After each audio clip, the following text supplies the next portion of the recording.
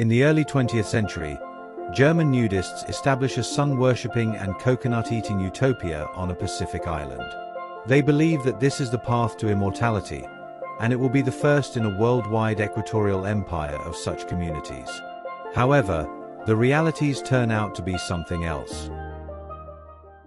19th century Germany is a place of increasing nationalism, industrial development, and urbanization.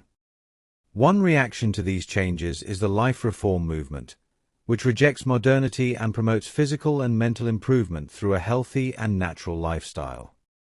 Among the ideas embraced are vegetarianism, nudism, and naturopathy. One man who embraces this is August Engelhardt.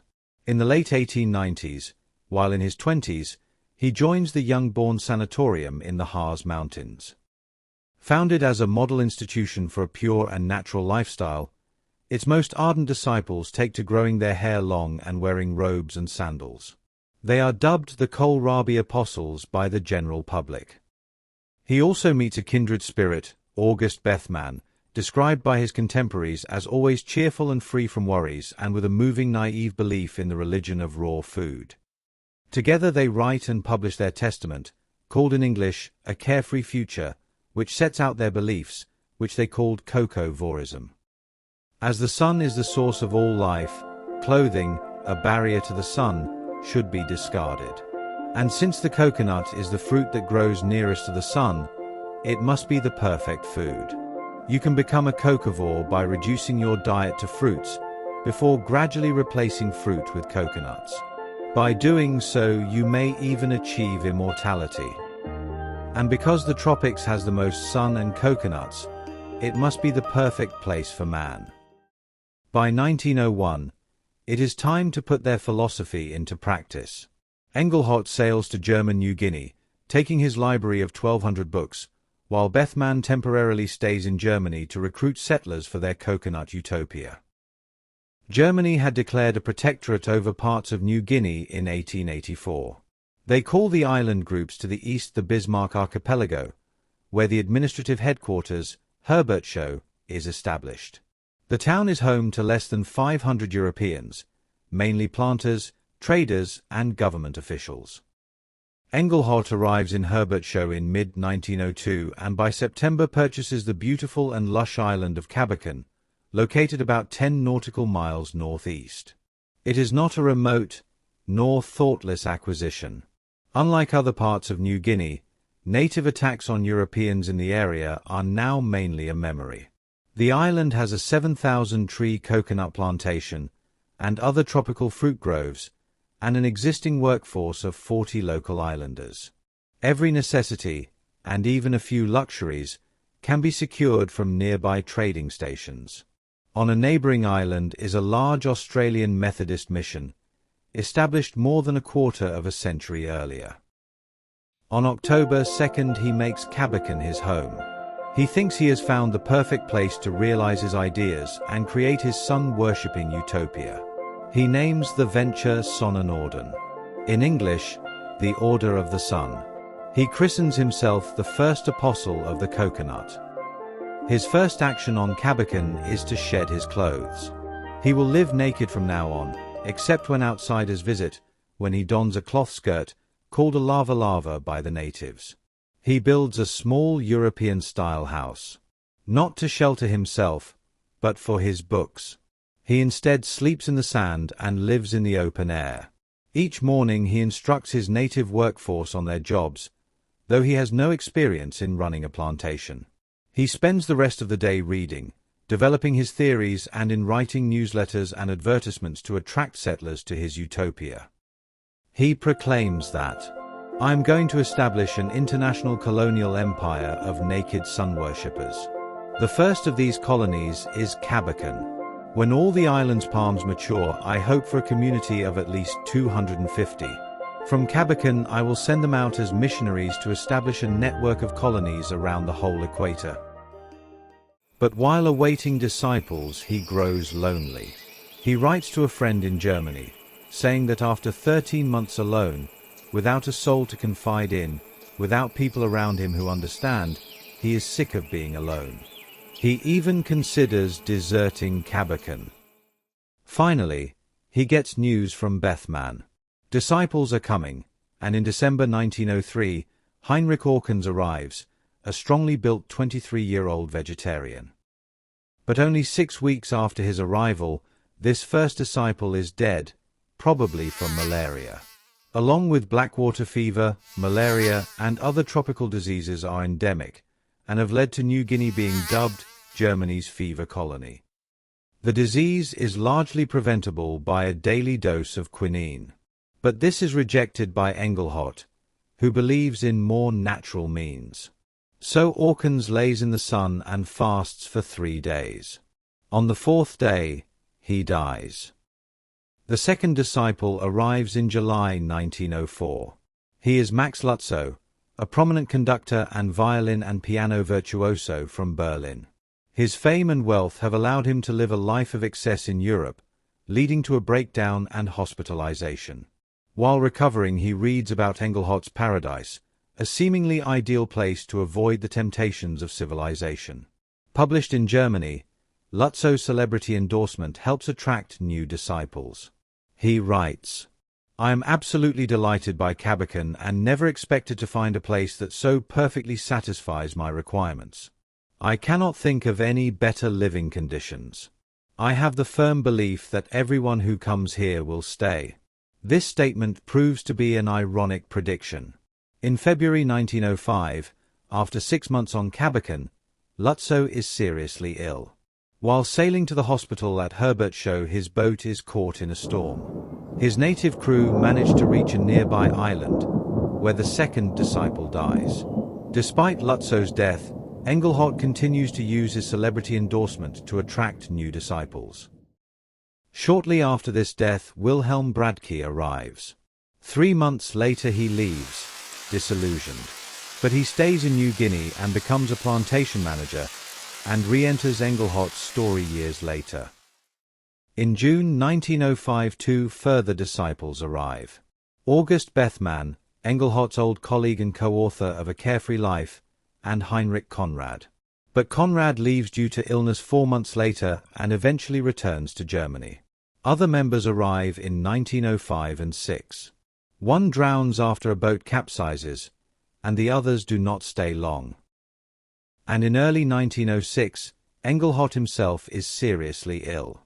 Admitted to hospital with a fever, tropical ulcers, and scabies, he weighs only 39 kilograms, or 86 pounds, and he makes his will.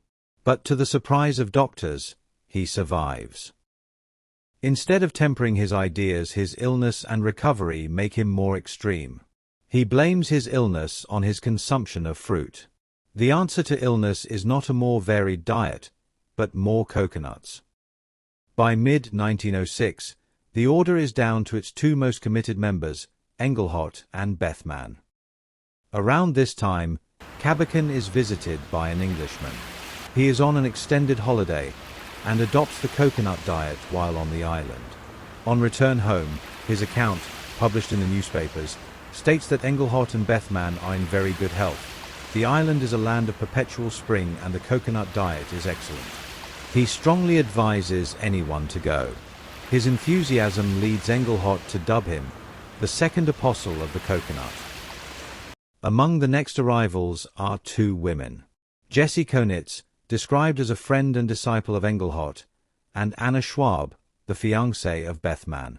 Schwab and Bethmann marry, but by September 1906, less than 18 months after arriving, Bethmann is dead. Newspapers claim that natives murdered him, while later it is speculated that the cause was suicide or that Engelhardt is implicated in the death. However, a plausible cause is malaria. After Bethmann's death, Schwab returns to Germany, and an article entitled The Truth About Kabakon then appears in the lifestyle reform publication Strength and Beauty. It warns against traveling to the island and blames the coconut diet for its many cases of illness. 2 ex-disciples even allege that while Engelhardt preaches coconuts, he consumes vegetables, cheese, bread, eggs, lobster and caviar. Despite the warnings, more disciples arrive. A few get sick. Most do not stay long. Some end up stranded in Herbert Show. The government, previously tolerant, now imposes a security deposit of 700 marks on arriving disciples in case hospital treatment or repatriation is required.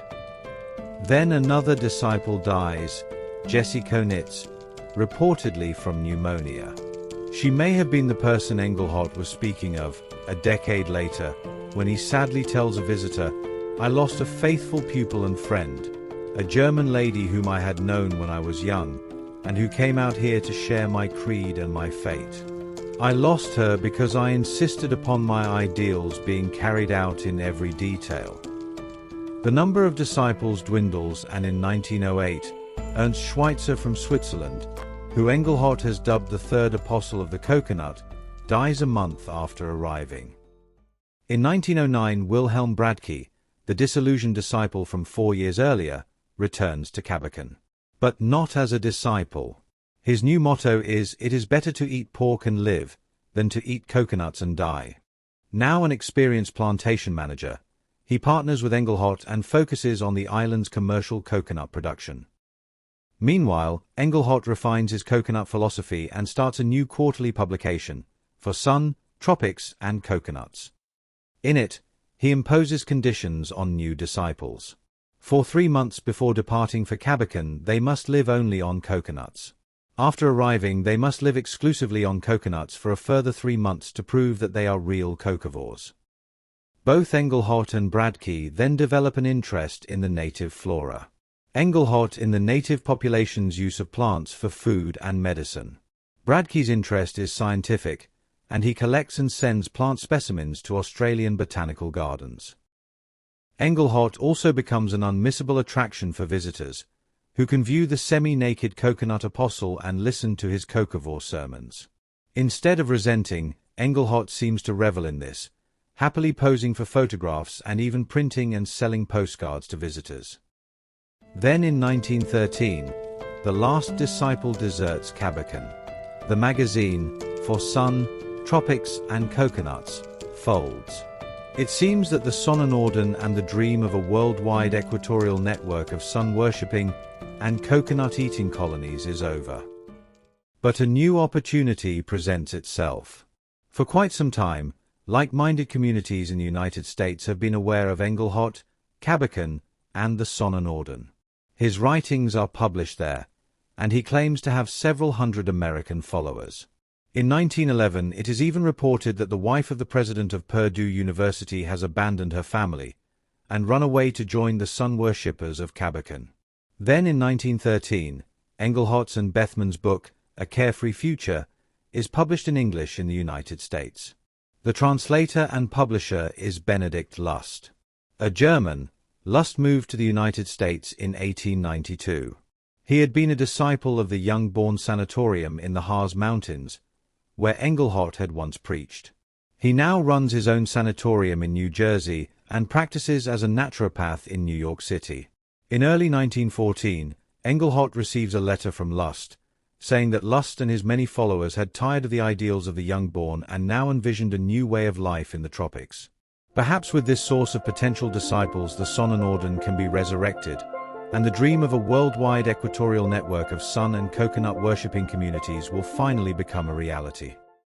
But a few months after Lust's letter arrives, the world is at war, and in September 1914 Australian troops capture German New Guinea. Initially, these events have little impact on Engelhardt. His plantation continues to operate, though his American plans look likely to be postponed. For the next 4 years, things in Kabakon continue much as before. Bradtke manages the plantation and continues collecting native plants. Engelhardt goes about naked and persists in interviewing the natives about their plant use. Engelhardt is interned in 1916, but the Australians quickly conclude that he is a harmless eccentric, and after 3 weeks he is allowed to return to Kabakon.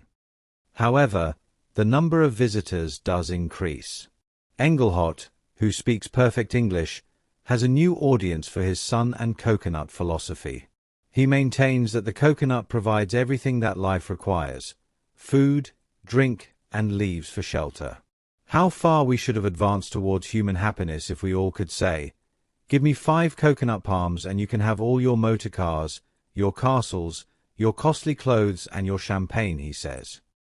But over these 4 years, while war rages in Europe, something does change on Kabakon. Engelhardt serves his guests cake and tea and offers harder beverages. He is now clean-shaven, wears a watch and walks with a cane. He admits to declining health. He is open about supplementing his diet with tinned meats and Carlsberg lager, on doctor's orders, he says. He still speaks of his American disciples, but no longer of the Sonnenorden or an equatorial empire. He now says that, after the war is over, he hopes to go to America and live the rest of his days among his disciples. In 1917, when leaving after a visit to Kabakon, an Australian officer asks his companions, "Is it Engelhardt who is wrong, or is it we? And would we not all fall asleep, if it were not for a sprinkling of extremists?" On the 6th of May 1919, August Engelhardt is found dead on the beach at Kabakon 17 years after he arrived on the island. He was 43 years old. His burial site is uncertain and may have been destroyed during World War II. Only 4 days after Engelhardt's body was found, Wilhelm Bradtke also dies, aged 38, in the hospital at Herbertshow.